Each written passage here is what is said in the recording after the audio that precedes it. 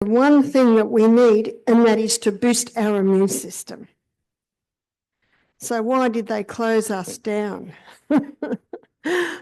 Why wasn't the government funding people to come to our retreats? Because what we did in our retreats was work with the human body, boosting the immune system. Sometimes people say to me, my immune system's low, I got a cold. Well, what they don't realise is it's because your immune system is working so well that you got a cold. Because a cold is actually a house clean. And in the 1940s in Salisbury, England, the Common Cold Research Unit was set up to find the cause and the cure of the common cold. And they would get people, put them in hot baths, and then stand them out in cold wind. They wouldn't get a cold. And then that same person, they put them in the hot bath, scraped the mucus from the tongue of someone who had a bad cold, put it in that victim, hot bath, out in the cold wind, didn't get a cold. In fact, after 40 years, they closed down in disgrace because of total failure to find the cause and the cure of the common cold. Because the fact is, the common cold is a house clean. It's a house clean. And a friend of mine, his name's Gary Martin, who was the health director at Living Valley Springs in Queensland, Australia for many years, he said a lot of cancer patients that came to him, he found two common denominators. They don't drink enough water and they never get colds. Because a cold is a house clean. And have you noticed when someone's got a cough and they come and cough over everyone? Have you noticed? Have you noticed that some will get the cold and some won't? Because the ones that get a cold, their body's ready for a house clean.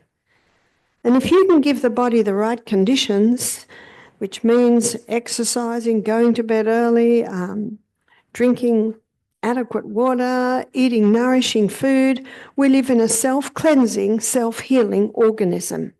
This morning, the first lecture we looked at was the liver, and we looked at how the liver detoxifies us from environmental poisons. And that's why the cleanse is called the cleanse or the detox, because fasting is an excellent way for the body to break down the fat stores and release those environmental poisons that have been built up over many years and effectively release them out of the body. Now, if someone were to say to you, what is your immune system? Would you be able to answer? What is the immune system? So I'm going to come into the human body and have a look at the defense systems we have, because basically our immune system is our defense system. And one of the best defense systems we have is our skin. Our skin is like a suit of armor. And we know that if you scrape the skin, you've got to keep it clean, you've got to cover it, because you've now lost that armor from that area there. So let's go to the head, and we find 7 holes going in through our skin.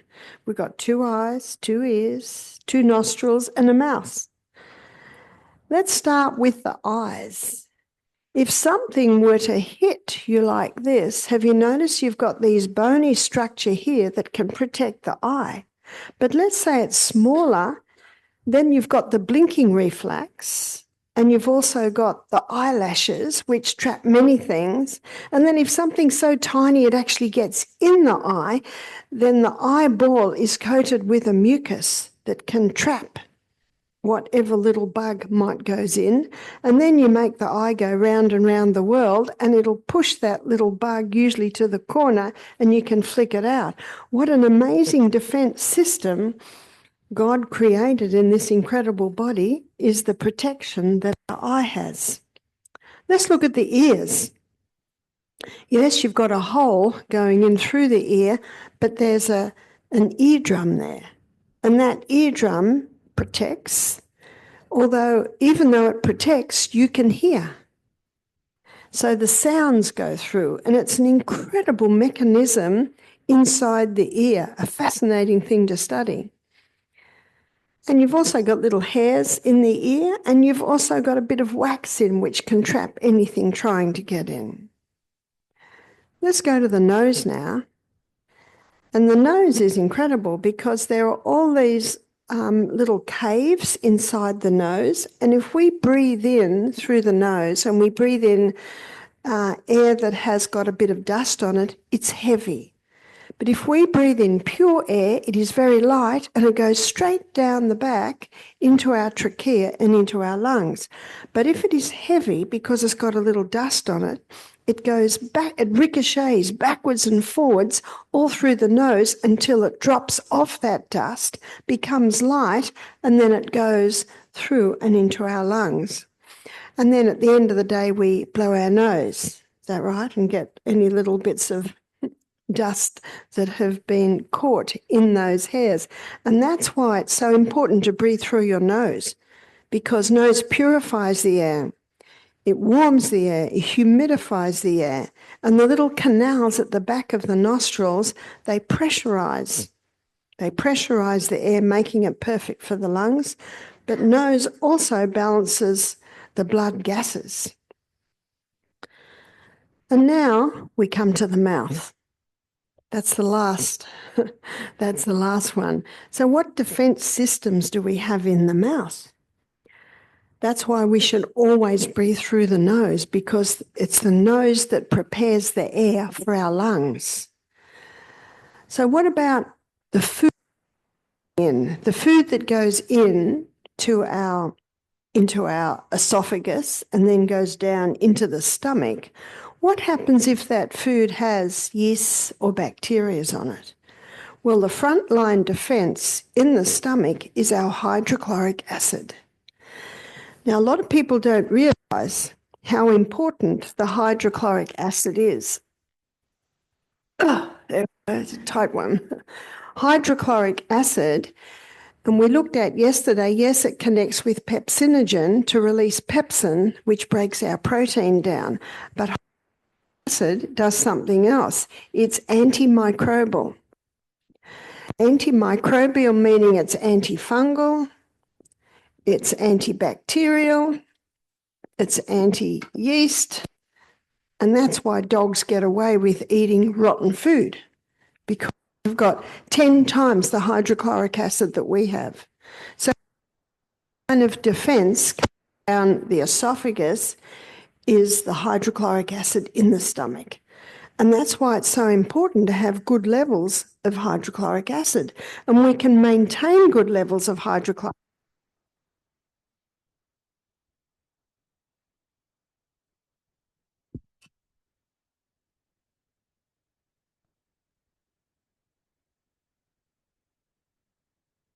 Testing 1, 2, 3. There we are. We're back again. We're back again.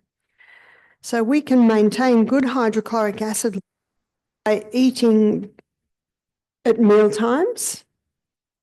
Do you know, my husband said to me one day, I had a 4-hour job to do today. It's the end of the day, and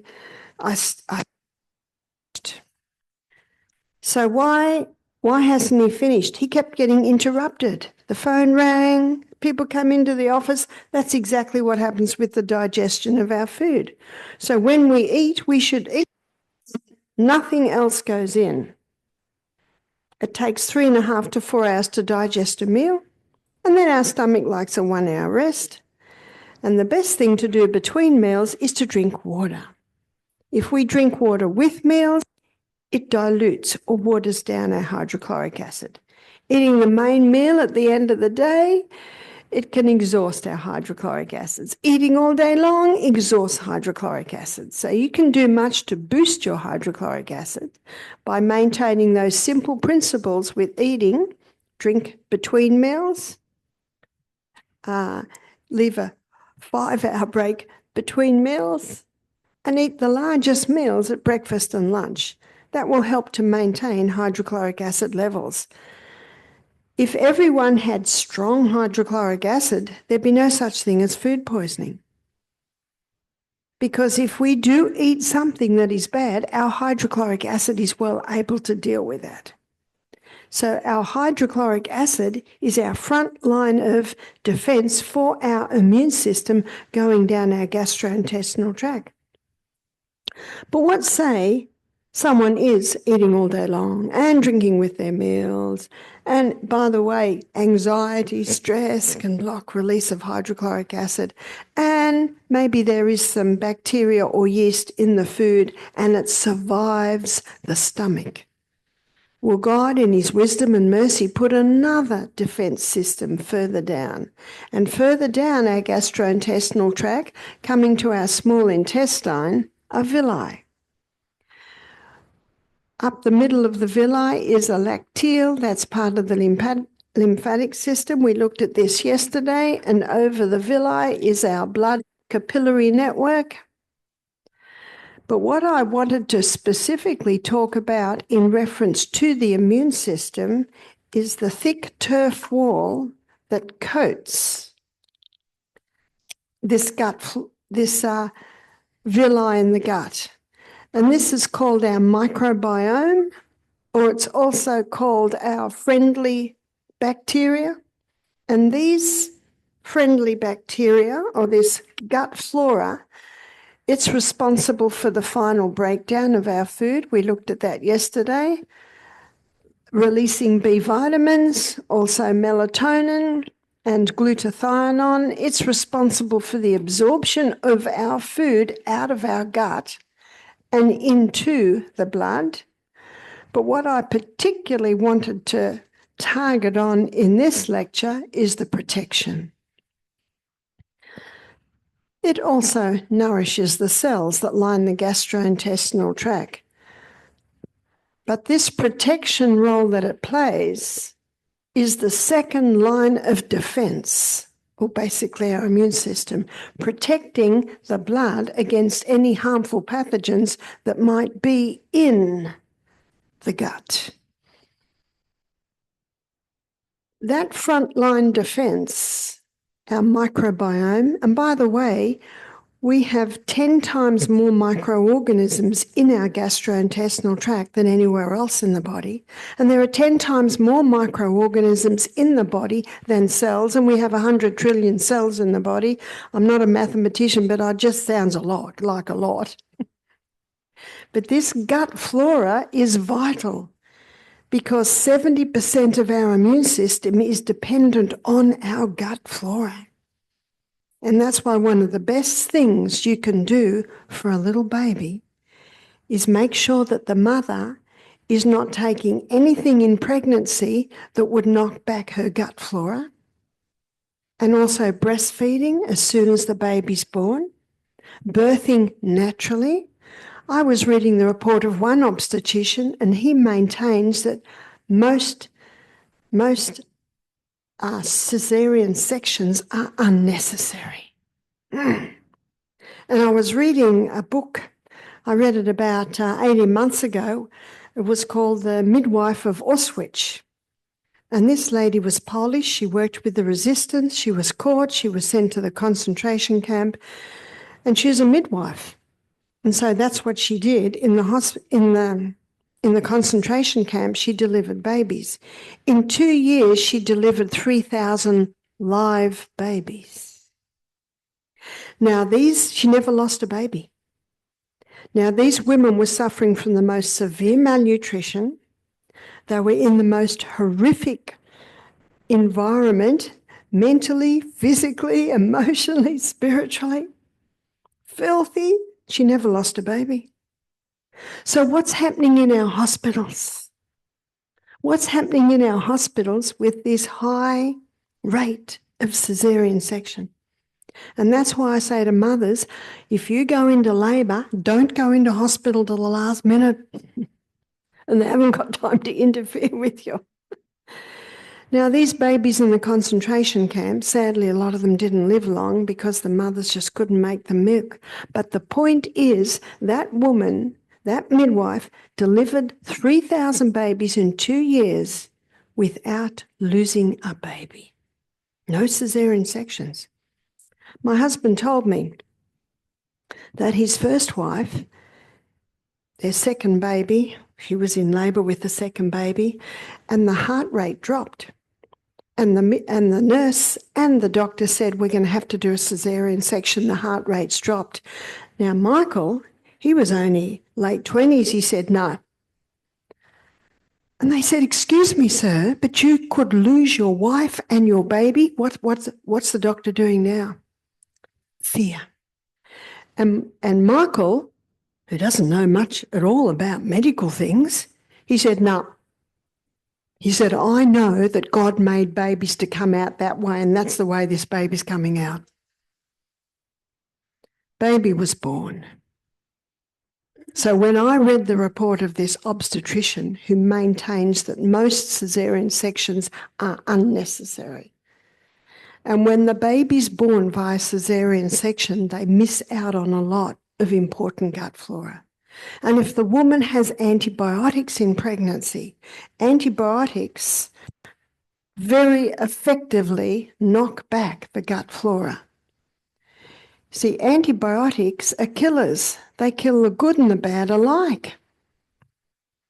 So when someone has a course of antibiotics, it's vital that they go on probiotics, probably for 2 months at least, to replace that gut flora. But also taking cultured foods like sauerkraut, including that in the daily diet, sauerkraut, miso, yogurts, kefirs. You can get some very nice plant-based yogurts now. I had a very nice cashew yogurt. You can get almond yogurt. You can get coconut yogurt. There's a whole lot of different ranges of yogurts you can get. Just keep away from the ones that have got refined sugar in them. And what that does is that helps to build gut flora. In our colon, so looking at our colon here, you thought I was drawing a flower, didn't you? Here's the colon, and with the colon, this is the ascending colon, transverse colon, descending colon. And in the colon, especially in the transverse, there are little patches called Peyer's patches. And these Peyer's patches are part of the lymphatic system. And the lymphatic system is a network of capillaries all through the body that sweeps away waste from the tissues.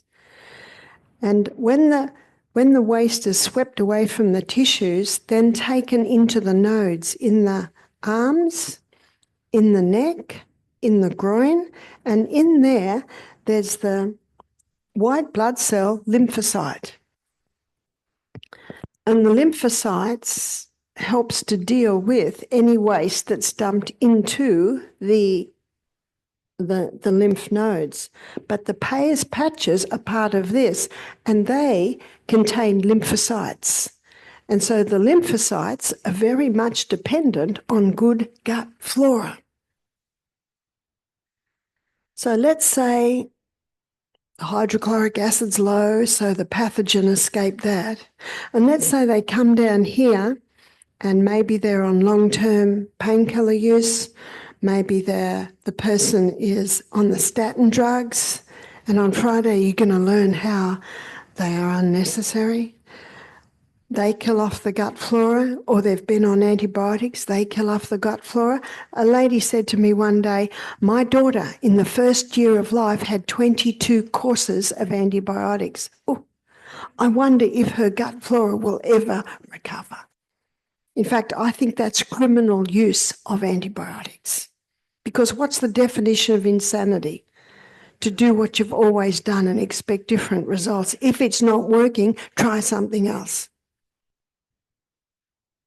And so the hydrochloric acid's low, so the pathogen passed that. Then we come down here and the gut flora is compromised. So now the pathogen gets into the blood because the protection is compromised. And so now the pathogen's in the blood.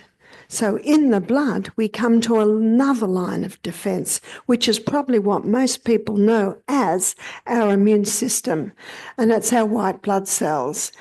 And the white blood cell that is in the most amount is neutrophils.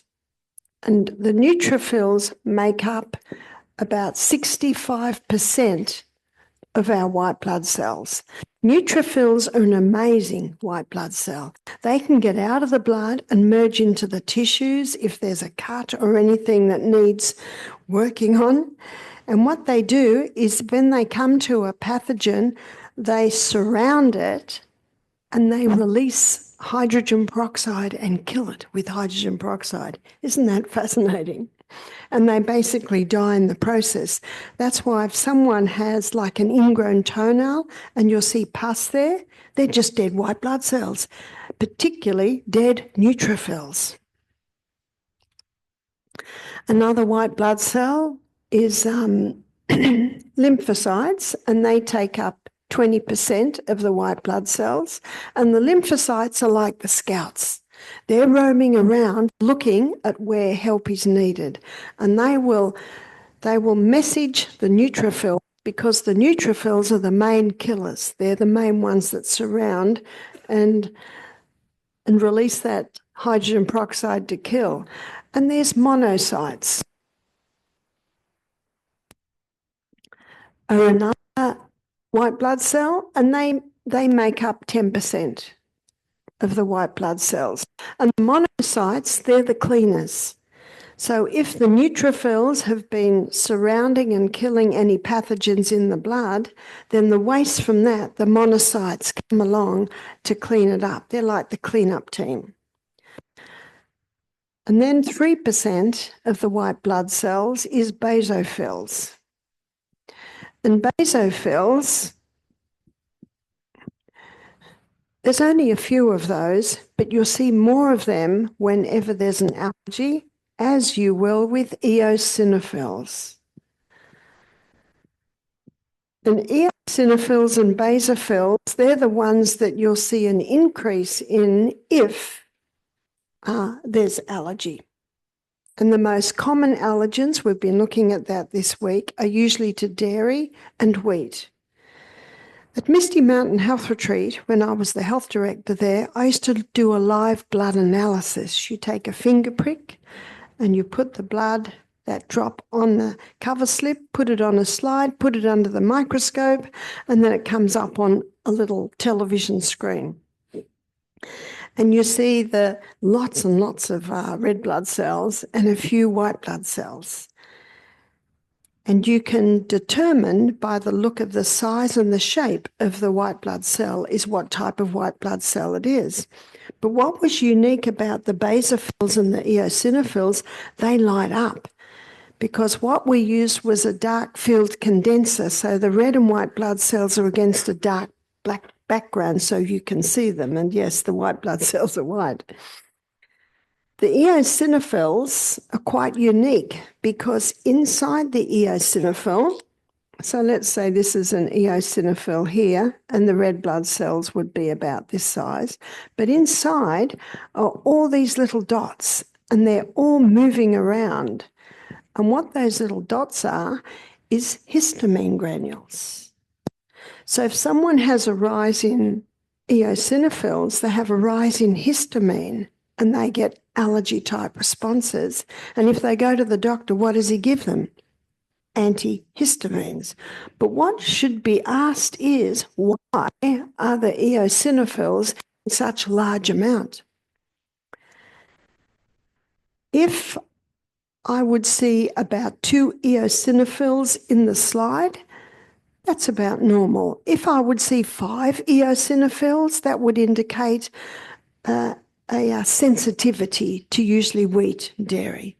If I would see 10 eosinophils, that's an intolerance. If I would see 21 eosinophils, that indicates celiac.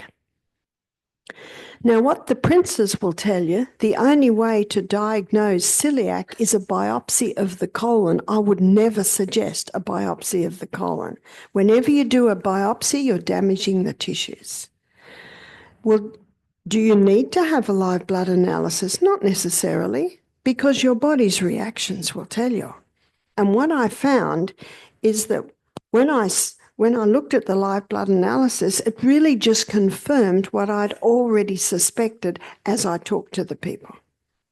So we had a couple one day, and they were in their early 30s, and they had been trying for years to have children, but they'd come to the conclusion they couldn't have children. I think they'd been married for about 8 years. And when I looked at her blood slide, I saw 21 eosinophils. I said, whoa, you have quite a severe gluten and dairy intolerance. She said, I know. Every time I eat it, I get rashes, I get diarrhea. I know. But she wanted to eat it, so she got the rashes and the diarrhea. That's what'll happen. And then I looked at her husband's blood, and I saw 21 eosinophils, and I said, look at this. And he said, what a load of rubbish. He said, I don't get rashes, I don't get diarrhea. And she looked at him and she said, yeah, but you fall asleep in the restaurant. That is one of the most common signs of an intolerance, is tiredness, brain fog. How many people have sandwiches for lunch and then in the afternoon they're falling asleep in the office? Especially if they have cheese on the sandwich and coffee and milk in the coffee, the little dairies there. So they both had major intolerances. At our retreat, they learned how to eat well. They learned how you could eat delicious food without having to eat dairy and wheat. And we also discovered the girl had a hormonal imbalance. She had major symptoms at period time. 1 year later, I got an email from them with a photograph with their new baby. So cleaning up their diet, getting away from the foods they had allergies to, balancing the hormones, and they were able to have their little one. When we have a cold or a flu, our white blood cells increase. No wonder. That's our immune system, and it's there to help fight the disease. But when we don't have an illness, they actually come down and to the levels that they should be. So how can we boost our immune system, and what knocks off our immune system? I mentioned antibiotics and the way they knock off the good gut flora. They also knock off our immune system. Dr. Neil Nedley, in his book Proof Positive, he actually showed how many white blood cells are killed with half a teaspoon of sugar, 1 teaspoon of sugar, because sugar has a devastating effect on the colon and also in the blood, because it feeds the candidas. You see, the combination of gut flora in our gut is Lactobacillus acidophilus, bifidobacterium, and a whole range of other bacteria, but also candida. There are about 12 different species of candida, and in the proper balance, it is not a problem, and that's how it should be, in its proper balance. So what's the best way to boost our immune system? The best way is to ensure that you have good gut flora, but also one part of our immune system, which is not often seen as such, is the Peyer's patches, which I mentioned, but also our tonsils. And if the tonsils swell, what should we be asking? Why? Why are the tonsils swelling? They're the watchmen at the gate. And the lymphatic tissue sweeps away waste from the tissues. They're like little canals. They're one-way canals. They've got little gates. And what stimulates those little gates to open and shut is movement, arms and legs moving, but also the rebounder.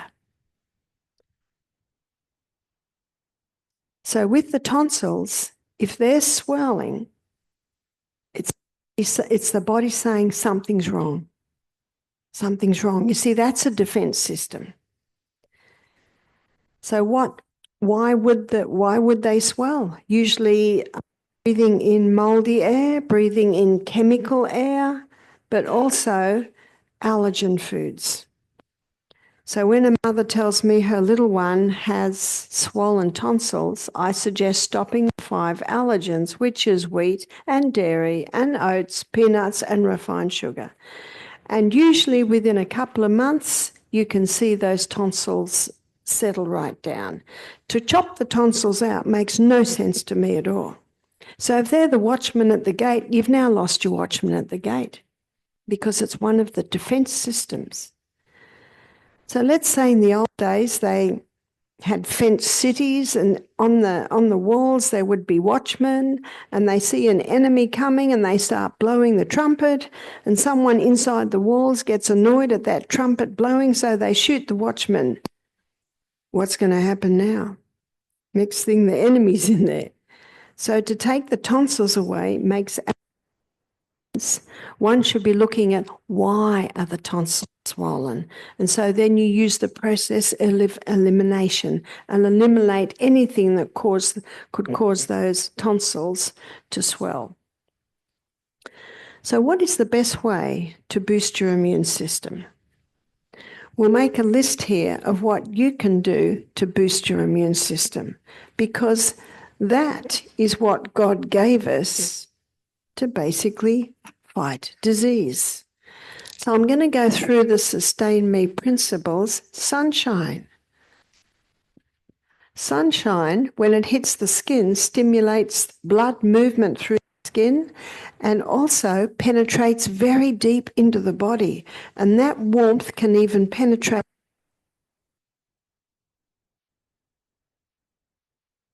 There we are, we've come back. In the bone marrow is where our red and white blood cells are made. I was talking to our tech guy and he said the problem is there's a lot of iPhones in here. There's not much you can do about that, but we've got voice back. So sunshine, let sunshine go on the skin. And I know in the hot weather it's not comfortable, but you only need short bursts of sunshine. You only need half an hour of sunshine and you will get 20,000 international units of vitamin D. That's quite incredible. In fact, no supplement will do that for you. But if you've got very pale skin, you might be burnt after half an hour, but you can do half an hour at the front, half an hour at the back. I can handle that. But if you've got dark skin, you will need a lot more than that. But dark skin people can bear a lot more. Vitamin D is essential in the development of our immune system. Use of water. We should be drinking at least 8 glasses of water a day. Start early. Start early because your blood, it keeps nice and fluid. Your white blood cells, which are made in your bone marrow, require water. Water is required for every single body function. But use of water implies there's a way to use water to boost your immune system. And that is the cold plunges. So if you don't have an area where you can plunge into cold water, you can just turn your hot tap off at the end of the shower. So in Australia, we have a hot tap and we have a cold tap. So when I got to the shower here, there's just a knob. And I turned it and nothing happened. And I turned it that way. So I had to get dressed again and go and get Jacqueline and say, how do you get water out of this tap? And she showed me how you pull it. We don't have things like that in Australia. And so what I do is to the left is hot, so near the end of the shower you turn it to the right and then you get cold. And if you get cold and you think that's pleasant, it's not cold enough. It has to get to the... Okay, now we are warm-blooded creatures and that's why we do not like the cold water. But that cold water has an incredible tonic effect on the body. It has a shock effect on the body, and that shock effect moves blood quickly to the point of stimulating your bone marrow to make more red and white blood cells. Voice, yes. I don't think it's a hard thing to do in Florida. Now, I'm going to be up in Idaho in a couple of weeks. I think it's a bit harder up there. So sorry, you've got no excuse. But when Jacqueline and I were in Maryland last year, we went walking every day, and I'm always looking for a creek or a dam. Apparently, the pond where we live, there's a sign there that says, beware of alligators. I haven't seen any alligators, but it's a bit slimy on the edge, so I haven't dived into there yet. But when we're in Maryland, a lady approached us and she said, I live on a beautiful property that's got a big lake. So we drove there and we walked there every day. And it had a big lake and it had a jetty, so it was easy to get in. So I did, and it was very, very cold. But I wasn't in there very long, about 7 seconds. That's about all you need. And then on the second morning, it was white with frost. But I still dived in. You see, I'm really hot from my walk and I wear lots of wool. And the beauty of wool is it breathes. And I was talking to a guy who was, he was my bodyguard in Scotland. He was an ex-Marine. And he said, do you know that the Marines now all wear wool? Thin, fine wool jocks, thin, fine wool boxer shorts and under, because it dries so quickly and it breathes, and they found that they can even wear it a few days in a row. See, wool breathes. In the sheep, the wool that they take from the neck is very soft and fine, so that's what they make the woolen clothes out of that touch the skin. But the prickly wool on the back of the sheep, that's what they make the coats from. It's probably an alien subject living in Florida, wool. But up in Maryland, that's what I had. I had wool leggings, I had a wool jumper, I had another wool jumper, so I'm nice and hot so I can dive in. Probably the cool plunge that you would get here in Florida would be the sea. Yep. So yep, swimming pool. But your cold shower's pretty cold because I turned that off. So, and you do get used to it. I've been diving in the creek every day after my morning walk for about 15 years now, so I'm just very used to it. Now, I'm only little, I'm only about 100 pounds, and I get cold very, very quickly. But I found that since I've been doing that cold plunge, I don't get cold as quickly. The quick cold actually warms you. And I don't do it unless I'm hot. And I'm hot because I've been running up and down. Don't have a cold to plunge into. And we did go to the beach the other day, but oh dear, the traffic. Took us a long time, so we decided not to. Probably 5 o'clock in the morning would be okay. So that cold plunge is one of your best immune system boosters. You will get better at it and you will get used to it. One lady said to me, Barbara, you tell us to listen to our body. My body says don't have a cold shower. I said, yeah, but how do you feel after the cold shower? So up at Maryland's, when I did the cold dunk, no one joined me. I did it alone. They just, when I'm dressed and in my warm clothes again, walking along, I feel like I've had an injection of power. So if you want a boost of power, that cold plunge is very, very powerful. And it's just quick, it's just brief. So use of water, use that quick cold, and that's the best way you can protect yourself against winter colds and flus is those cold plunges. If you want to do an actual cold plunge, my son in Australia, he sells barrels, wooden barrels that you can buy, and he fills his with ice and does the cold plunge. Not quite up to that yet.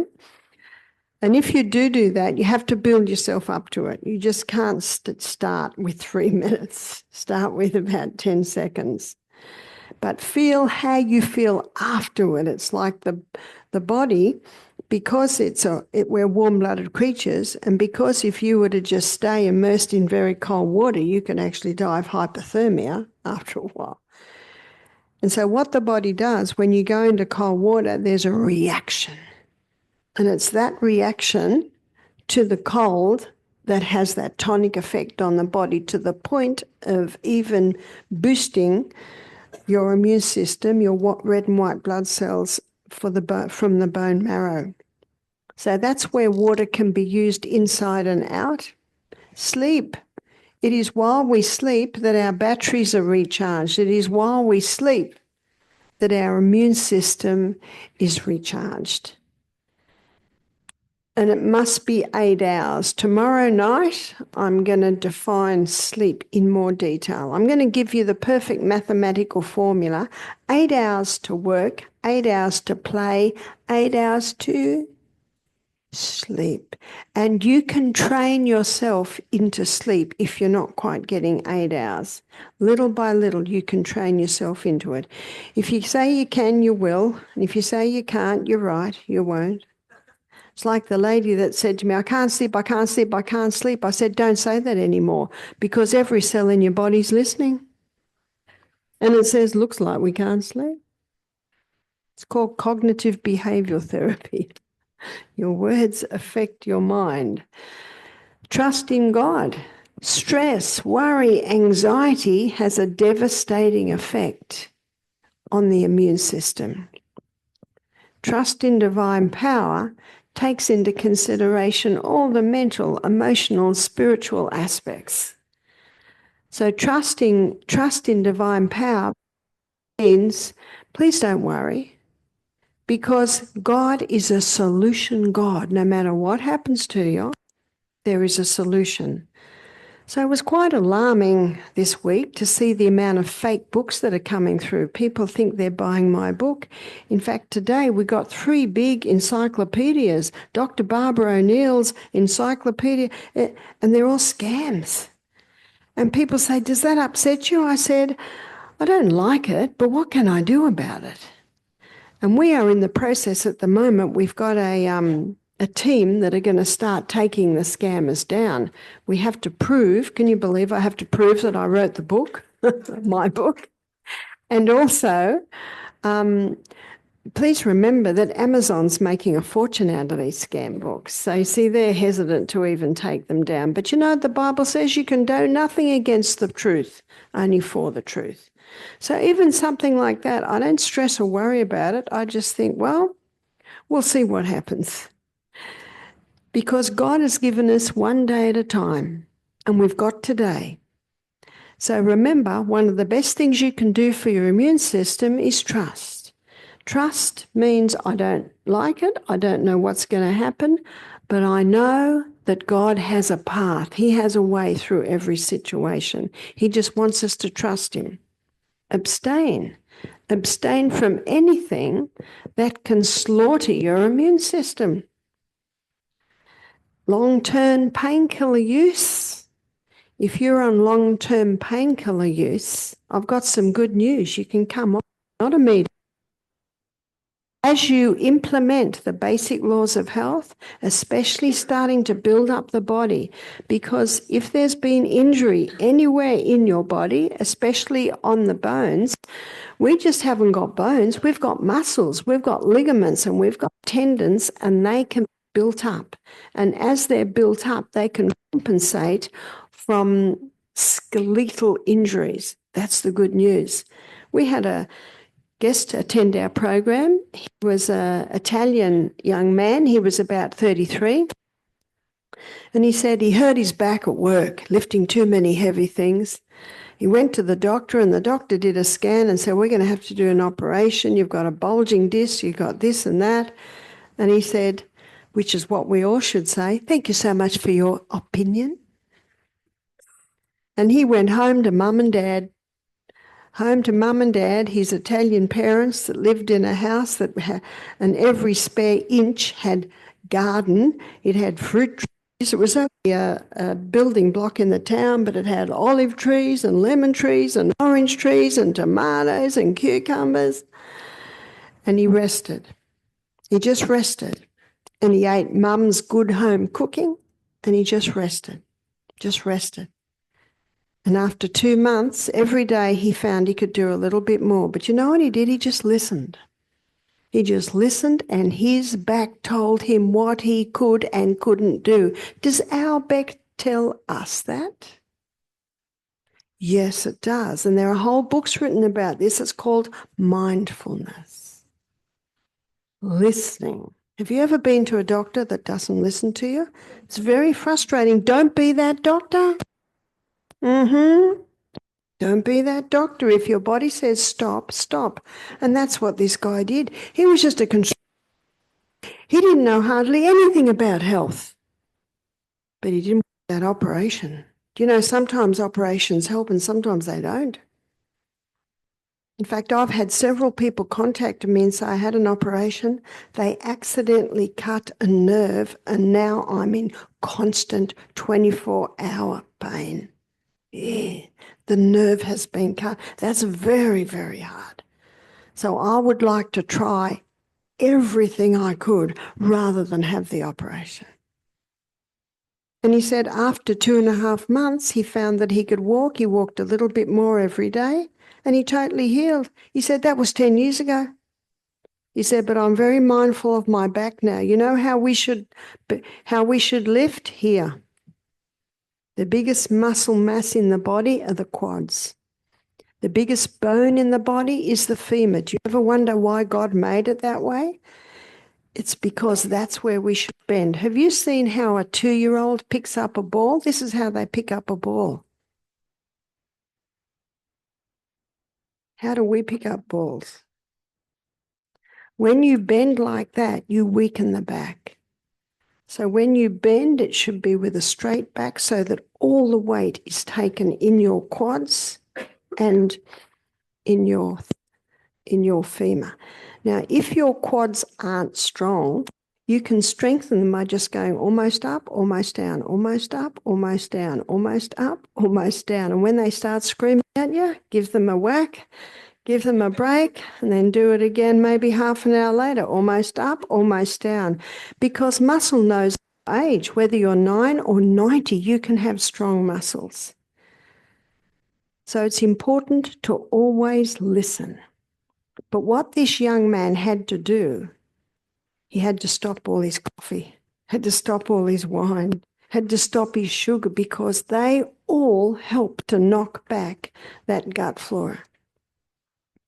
They also help to leach minerals out of the body, and he knew that he had to give his body peak nutrition, because our bones are not made from calcium. They're made from 12 main minerals and 64 trace. Where do you get that? In your vegetables, especially your dark green leafies, and also the Celtic salt. Our bodies need minerals.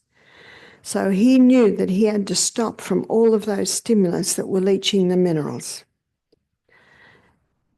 Inhale through the nose. When you inhale through the nose, you're getting more oxygen at the cellular level, which helps to boost our immune system. Nutrition. There are 3 essential food groups, and those 3 essential food groups, we're going to look at it in more detail tomorrow when we look at diabetes and weight loss. We should be eating high fiber. That's what I do. I eat high fiber. Lots of vegetables, some fruits, whole grains, legumes, and all your plants are high fiber. I aim for 50% raw and 50% cooked, because raw will deliver what cooked won't, and cooked will deliver what raw won't. Vegetables are very high in minerals, and minerals basically glue us together. We need those minerals to produce our white blood cells, but we also need generous proteins. Generous proteins. For plant-based proteins, there's your beans, your legumes. If you can't handle legumes, make sure they're well rinsed. Make sure that they're soaked, well rinsed, well cooked. If you still can't handle them, start little. Start with a half a teaspoon a day. Next week, a teaspoon a day. The next week, 2 teaspoons. And remember what you're feeding. You're feeding the flora in your gut that your legumes require, those specific legumes to process them. Generous proteins, nuts and seeds, and healthy fats. What are your healthy fats? Your healthy fats are fats that as they come from the hand of the Creator. That's nuts, seeds, coconuts, avocados. I often eat at least 2 avocados a day. They're a fantastic fat. And we need those good fats because our brain is 70% fat. We need the good fats. Our brain needs the good fats. Our skin is nourished by good fats. Our skin and our hair, our eyes are all an indication of the nutritional status of our body and the hydration of our body. Moderation in all the good things. Overdo the sun and you'll get burnt. Overdo the water and you have to visit the little house every half hour. There's a bit of common sense there. Moderation in all the good things. And exercise. Exercise is also a booster for your immune system because when you exercise, you increase blood circulation all through the body and stimulate the bone marrow to make more red and white blood cells. And the most powerful exercise is your high-intensity interval training. Intervals of very high intensity, running for your life, little sprints. All the trainers today have discovered that that is the most effective form. And all you need is 15 minutes a day. 30 seconds high intensity, 90 seconds recovery, and you can do that for a cycle of 6. If you can't quite do that, you do what you can. You've got to listen to the body and start little by little by little. But it's a great immune system booster. We had a little boy, and I met him in New Zealand. His mother came to see me, and I noticed that the little boy had a finger that was twice the size. And I said, "What's happening with the finger?" It was red with a white top on top, pussy top. Remember, they're your dead neutrophils. And I said, what happened to the finger? And the mother said, it's cellulitis. Well, that's not rocket science. You know what cellulitis is? Inflammation of the cell. I said, yeah, but why? What happened to the finger? She said, oh, he had a blister. The blister broke while he was playing in the dirt with his matchbox cars. So what's happened now? He's lost his suit of armour and dirt's got in. And as soon as that dirt gets in, the lymphocytes see it. They get onto the immune system, the other white blood cells. They all run to the area. And the lymphatic system sends the lymph fluid, so the swells the whole finger up. So, wow, there's a whole SWAT team that goes to the job. But what often happens in an injury is the blood tends to sit or pool there because the lymphatic system going there, swell it, starts to shrink, so the blood can't get the vessels, so the blood can't get in and out effectively. I said, what are you doing for it? She said he's on his 2nd course of antibiotics. This is 10 days. And he's taking painkillers because it's so painful, and he's getting sleeping tablets to sleep at night. And what's the definition of insanity? I don't know what it'd look like if he wasn't on the antibiotics, but I tell you what, it didn't look too good. And the mother doesn't know what to do. So I said, can I try something? She said, please. So I got 2 mugs. And in one mug, I put hot water. I put his finger, with his permission, of course, in the... You see, when the body is in contact with hot water, it has a stimulating effect. What's it stimulating? It's stimulating blood. And what does the blood contain? It contains red blood cells, and your red blood cells are the carriers of oxygen. The red blood cells are the carriers of water. The red blood cells are the carrier of nutrients, and the red blood cells also take away waste. And when you think about it, isn't that all we need when we have a problem? But the blood also contains the white blood cells. So when you put hot on the skin, you're stimulating blood movement, more red blood cells, more oxygen, more water, more nutrients, more waste going away, and more white blood cells. But after 3 minutes, it starts to slow down. So then we put the finger in cold, and ideally a few ice cubes. And the cold has a stimulating effect. How long does it take before it goes to slowing down? 30 seconds. So after 30 seconds, we put it back in the hot. But while it's in the cold, we put a little bit of boiling water in there to keep it hot. And how long do we keep the finger in the hot? 3 minutes. Because that's all we want is the stimulating effect, 3 minutes. And then just when it's about to slow down, we put it in the cold for 30 seconds. And when it's just about to slow down, we put it back in the hot. And meanwhile, we've put a bit of boiling water in there. And this is done 3 times. Because what we're doing is we're causing massive movement of blood. And as new blood rushes in, old blood is taken away. How long does that take? The whole process taking, let's be generous, 12 minutes? When this little boy's finger went from the second hot into the second cold, I saw his body relax and I saw him smile.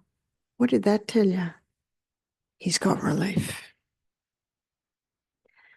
And looking at his body language, I'd like to suggest that after 12 minutes, his pain had reduced by 50%. How long does Tylenol take to have an effect? Half an hour, 40 minutes? This is powerful.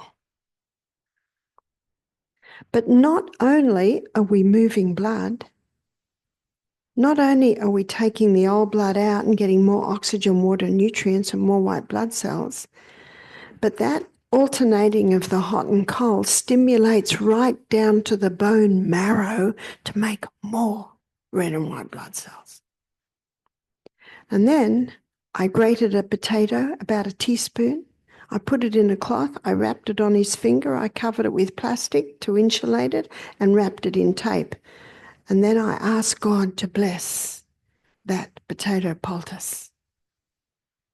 And the rest of the morning, it was late morning, while I'm talking to the mother, the little boy's just sitting there smiling at me. He's got relief. When they went home at about 2 o'clock, the little boy said, "Can we do that again?" Why did he say that? Because he had experienced more relief.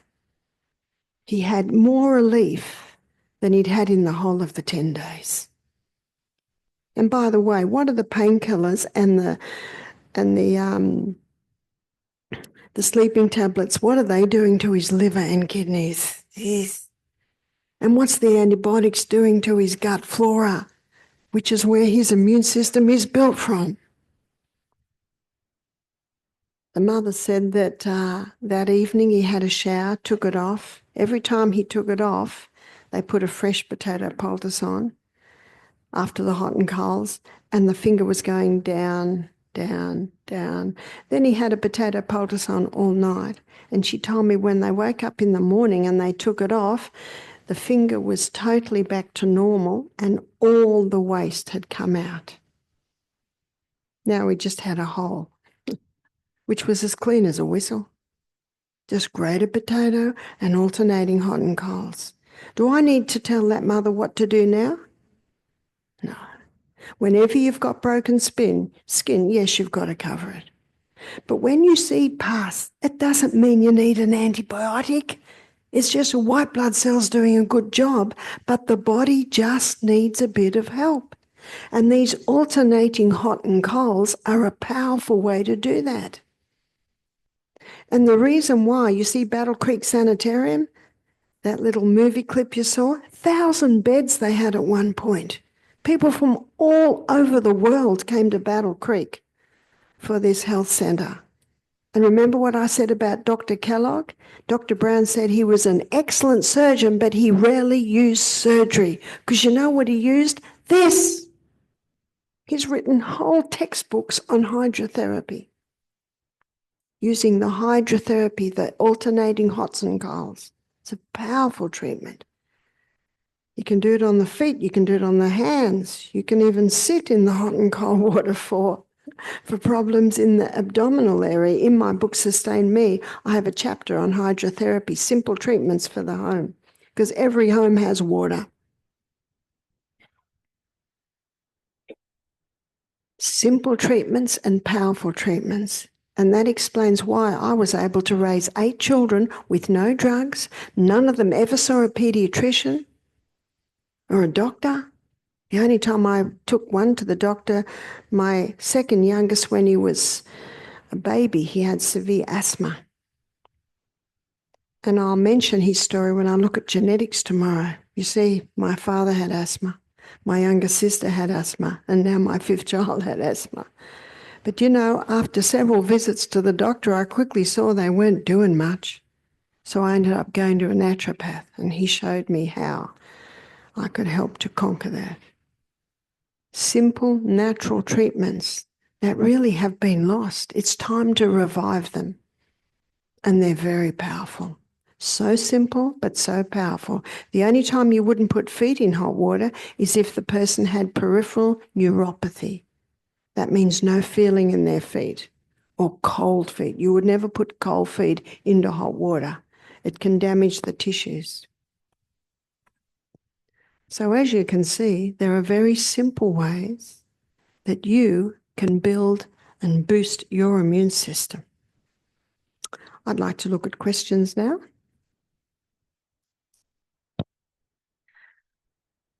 What causes a person to pee often, no matter what? Sometimes with a male, it can be a swollen prostate. And in my book, Sustain Me, I've got a chapter called Male Matters, talking about the prostate and how you can help reduce the inflammation of the prostate with certain herbs, but also the wild yam cream. Sometimes it can be because a person is drinking too much all at once, and it can be because the person is not having enough salt with their water. So to answer that effectively, we need to know more information. What do you think about vitamins? I don't take vitamins, but when I had a sore throat a week and a half ago, I took high-dose vitamin C for a couple of days.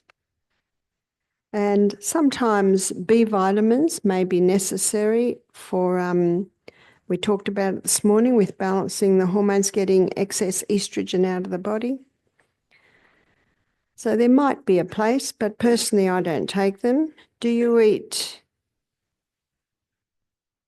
do I dye my hair? No. There is a bit of genetics there. My father died at 92 with a light sprinkling of grey. My mother died at 51 with brown hair. My husband's white because both of his parents were white at 50. But there is minerals. Minerals do play a role. Minerals help to keep the colour of the hair. How do I prevent urinary and prostate infections? Well, it is true that the more antibiotics you take, the more likely you are to have these urinary infections. And there is something called D-mannose, and it's high-dose cranberry. Cranberry is very good at helping to heal from urinary problems. And most people don't take enough. When it's really bad, you can take a teaspoon every half hour. And some say, but is that safe? But no one questions whether taking antibiotics again and again and again for urinary. Root canals, tooth removals. What is your opinion about this? I believe that root canal fillings are one of the most dangerous things that you can have done to your teeth. They say now, save the tooth at all costs. Sometimes the cost is life itself. A root canal filling is now a dead tooth in the mouth. And what the body tries to do with dead things is eliminate them. You see, it's a dead tooth. There is no nerve in there, so you can't feel when there's a abscess building behind it, which is often the case. And I've seen some terrible results from root canal fillings. We've got a book at home called Root Canal Cover-Up by the head of the Orthodontic Association, which was the Root Canal Association. And he's blowing the whistle on how dangerous these are. In my book, Sustain Me, I've got a chapter on teeth, and I quote books by different dentists showing the dangers in root canal fillings. My daughter is 8 years old and has underarm odour for the last year. Is this normal? What can be causing it? It could be that she is developing early, and it could be that she's not having enough water. You basically use the process of elimination, and sometimes if the bowels aren't working well. So we should be eliminating at least a couple of times a day. And if we are not, sometimes waste can be coming out of the skin. So there could be a few reasons. How do you get rid of moles and cherry angiomas? You can try castor oil, a dab a day every single day. It won't be quick, but little by little, the castor oil can break it down. Been bovine for 45 years. Pardon? Bulimia, which is vomiting after the meal. Done now, but gut is severely damaged. It will be severely damaged after many years of bulimia, which is causing vomiting after the meal. But little by little, being tender with it, it will heal. The person will know there are some foods that sit all right, some foods that don't. You see that acid coming up in the throat every day, every meal is very damaging to the esophagus. But slippery elm is the herb that coats and soothes the lining of the esophagus and the stomach. I would suggest taking slippery elm before going to bed every single night, and little by little they might find that will heal. Chronic Raynaud's disease. Chronic Raynaud's disease is just cold hand and feet. And you know why hands get cold? Because they're allowed to get cold. And do you know why feet get cold? Because they're allowed to. You don't let them. You don't let them. I see some ladies in really cold weather and they've got sandals on. I'd have cold feet. You got to keep the extremities warm. Perfect health requires perfect circulation. And if ever the hands and feet get cold, they must immediately be warmed up. And I think the only time a person would be like that in Florida is in maybe cold air conditioning rooms. So it's important to keep the body warm. We're a warm-blooded creature. Horrible discomfort with cold feet and hands. In my book, Sustain Me, there's a chapter on poultices, and you can make cayenne pepper compresses and wear them on the feet overnight, and by morning the feet will be warm. You can also wear it on your hands. So how often would you do that? You might do it twice a week. You might do it once a week. Your body will quickly tell you if you've done it enough. If you do it too much, you might want to put your feet in cold water all day because they'll be so hot. And also taking cayenne pepper by mouth, but exercise increases the circulation of the blood to the skin. So a lot of ladies especially that have suffered from this, they found that when they start exercising, especially the high intensity, they find that helps them to keep their bodies warm. Where are the health benefits of eating sourdough bread? Sourdough bread is the bread that's been used for centuries. In fact, they only started making yeast bread with the Industrial Revolution, where they took the yeast out of the sourdough bread. You see, the sourdough bread is a cultured bread. It's a combination of wild yeasts and lactobacillus. And what the wild yeast does is it causes the bread to rise, and the lactobacillus consumes the waste from the wild yeast. So when you eat sourdough bread, you're eating pre-digested grain. It's a very similar process that the lactobacillus takes, converting milk to yogurt. Very easy to digest is the sourdough bread. Are there any herbs or supplements that can help with severe cravings? What we find is when people come to our retreat and they do 2 days on juicing and then they start to eat a balanced diet of a lot of vegetables and legumes, the high protein, high fiber, generous protein, healthy fats, they tell me that they don't have cravings anymore. You see, the more carbohydrates and sugar you eat, the more you will crave them. Are there recommendations for fast heartbeat? Any herbs? The hawthorn berry is very good at balancing the heart rate. Also, deep breathing through the nose, in and out, can calm the heartbeat. Is type 1 diabetes reversible? It is. We've seen several people reverse it. And tomorrow I'm going to go into detail of how you can do that. And if you won't be here tomorrow, in my book, Sustain Me, I also list how you can do that. What would you recommend for eye twitching, pain, vision difficulties, dry eye, and dizziness? The dizziness can sometimes be a blocking of the eustachian tubes because of excess mucus. So it's eliminating the most common allergens will often eliminate that excess mucus. In my book, I show how castor oil in the eye relaxes those eye muscles, can help with twitching, also dry eye. The castor oil is very good for that. Soft contacts, are they safe?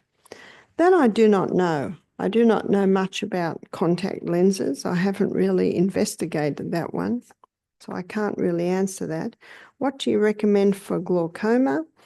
The castor oil is very good for glaucoma, and there is a herb tea that you can wash the eyes with, and the recipe is in my book because I have a chapter on eyes. It's golden seal and eyebright and a touch of cayenne pepper.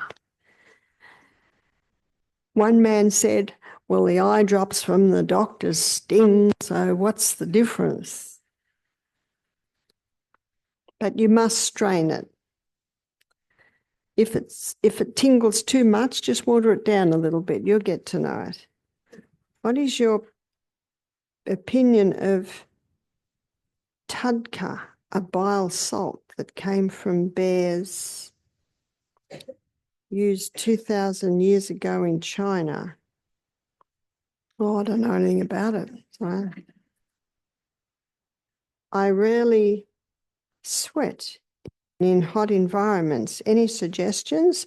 I find that the high intensity interval training can help encourage sweating, and also doing some hot saunas alternating with cold can stimulate the sweat glands, and dry brushing, that can also help. How to cure mycosis fungoides and overactive bladder. Now, I talked about the alternating hot and colds. If the person's little like me, they could get 2 big tubs and sit in hot water for 3 minutes, cold water for 30 seconds, and do that 3 times. That has a wonderful tonic effect on the bladder for an overactive bladder. Mycosis and fungicides in my book Sustain Me.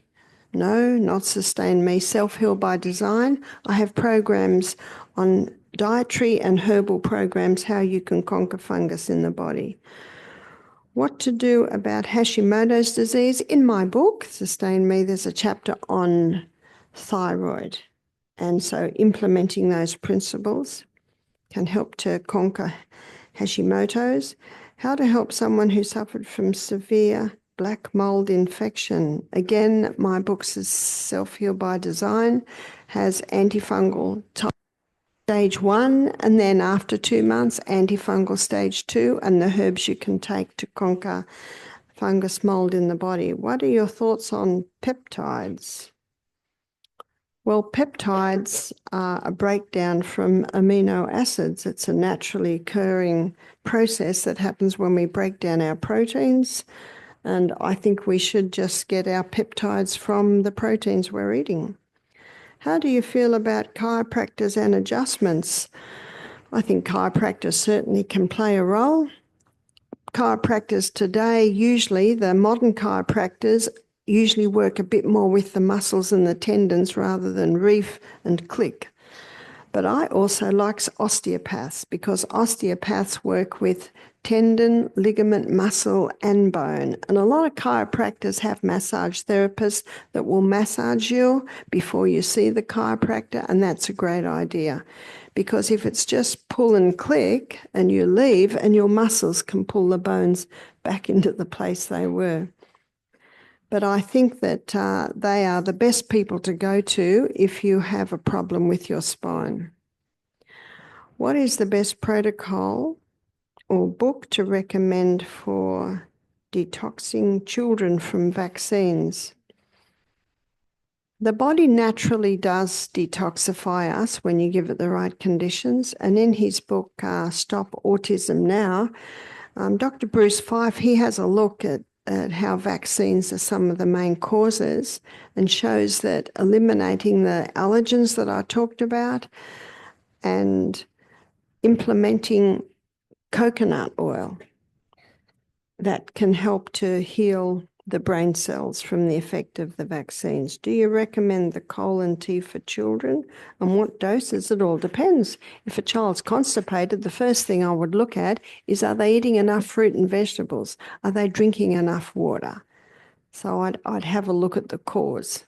But if they are drinking enough water and exercising and eating lots of fruits and vegetables, they could have the colon tea.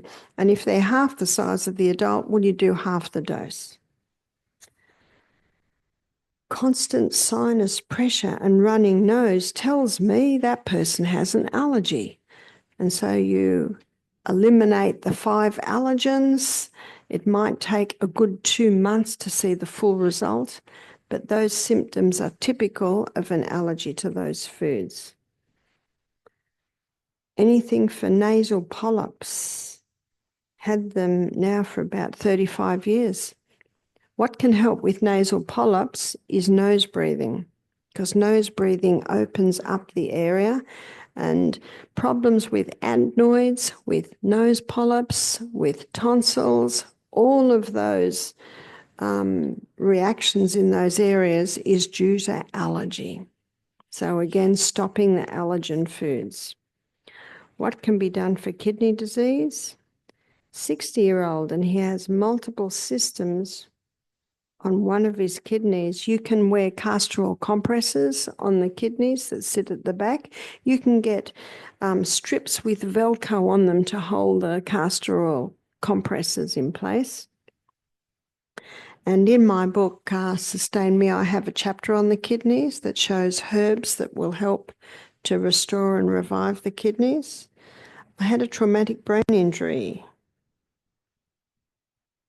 damaging my olfactory nerve, white matter there now, can't smell or taste in there.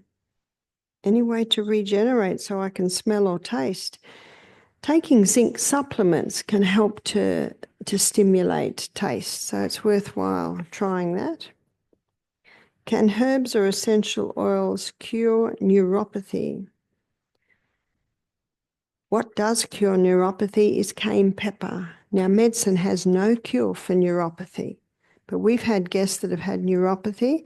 Now, that's not uncommon in advanced cases of diabetes, and it's also a side effect of chemotherapy is neuropathy, losing the feeling in your feet.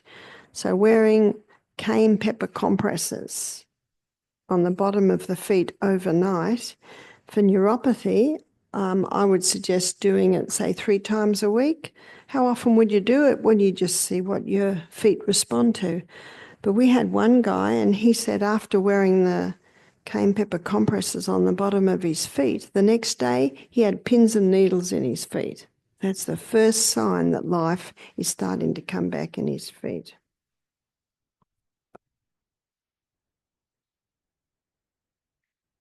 What footwear do you recommend? Well, my favourite footwear in the summer is Birkenstocks, but my husband says they're not elegant enough for me to wear when I lecture. So I've got Dansko shoes. They're a little bit more elegant. But they are very comfortable because I'm on my feet a lot, and they've got, mind if you come and look at them, but they have cork, and also my feet are on a leather suede. Also, when I walk, I wear barefoots. And the barefoot runners, the main one I have is Vivo Barefoot. I don't know if you can get them here in America. But what they do is they work your feet. So when your feet are in padded joggers, it's like they're sitting in armchairs. But we need to work those feet. When you run, you should always run on your toes. It strengthens your arch. Unfortunately, those padded joggers encourage people to heel strike, which is the worst thing you can do for lower back and hamstrings.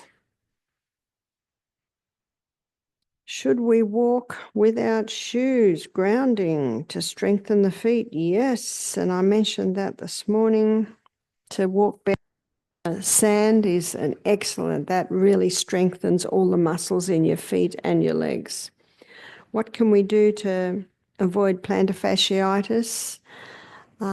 Work those feet. And if you do have plantar fasciitis, this is the cure for plantar fasciitis, putting your feet in hot and cold water. Thoughts on fluoride in our drinking water and toothpaste? Shocking stuff, absolutely shocking. It should never, ever have been allowed. All fluoride does is strengthen the outer dentine. It does not strengthen the teeth. And I was talking to a dentist a few years ago. He had a 10-year-old girl come in with one little dark spot on her tooth. He began to drill and the tooth exploded. The tooth was rotten to the core. And what the fluoride had done is just strengthen the outer dentine. To strengthen our teeth, we need to stop anything that weaken our teeth, and refined sugar certainly does that internally and externally. And our teeth are made of minerals. So once again, more vegetables, more dark green leafy vegetables, and taking that Celtic salt with all its minerals. Do you wean off compounded HRT cold turkey? You can stop the HRT cold turkey and go straight on to the wild yam cream. Should you stop using wild yam cream during your period? Yes, yes. Because what ladies do is they apply the yam cream for 3 weeks a month. And the week that they stop is the week that they're menstruating. Can prepubescent girls use it? I think it's a good idea to wait until the children begin to menstruate, unless you see other problems that you might like to use it for. Usually when I have my period, I throw up. Could you tell me why? I'm 15 years old. My mother hasn't been hasn't taken any birth control pills. As I showed you this morning, it's not just the contraceptive pill that's causing the hormonal imbalance. It's a whole lot of things, even exposure to environmental poisons, glyphosates, and the plastic fabrics, all of that's contributing to it. But it is an indication if you're throwing up at period time of a hormonal imbalance. Could you use the wild yam cream while pregnant? You can. What the wild yam cream does is boost progesterone, and it's progesterone that is the number one hormone in pregnancy, and progesterone binds the molecule of the fetus to the lining of the uterus. So taking the wild yam cream in pregnancy will help to prevent miscarriages. My cousin has celiac disease, endometriosis, and a miscarriage. Do you have any advice for her to conceive naturally? Yes, go on the wild yam cream. And if you have celiac, don't touch wheat. Can you explain if the wild yam cream during menopause will help raise testosterone levels in women? What the yam cream does is boost progesterone.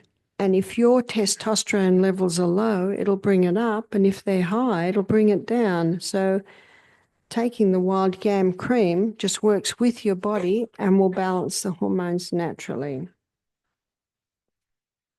The internet claims that wild yam cream causes kidney issues. Never known that. I don't know where that came from, and I've never seen that. So I have the advantage of being helping women with hormone issues for probably nearly 30 years. And I have seen so many women reclaim their life and conquer so many problems, but I've never seen kidney problems. I don't know how the yam cream could cause a kidney issue. Or if you have kidney issues, should not use. No, it is not true. The yam cream just works with the body. What if you take the yam cream and you don't have a hormonal imbalance? Well, there's no toxic dose of progesterone. Can you have too much happy hormone? I'd like to suggest that most don't have enough. If I suffer with current yeast infections, can that be an abnormal imbalance? And can that be fixed with the old yam cream? Taking the yam cream certainly will help, but going on the antifungal diet is what will help most. Have endometriosis, doctor recommends surgery and IVF to get pregnant. Do you know what IVF does? That causes major imbalances. I would not suggest that at all. Can I cure my endometriosis with castor oil and the wild yam cream and get pregnant? Yes. Notice I had no hesitations in that answer. And the key is consistency. Every day, every day. Okay, I think we've covered everything.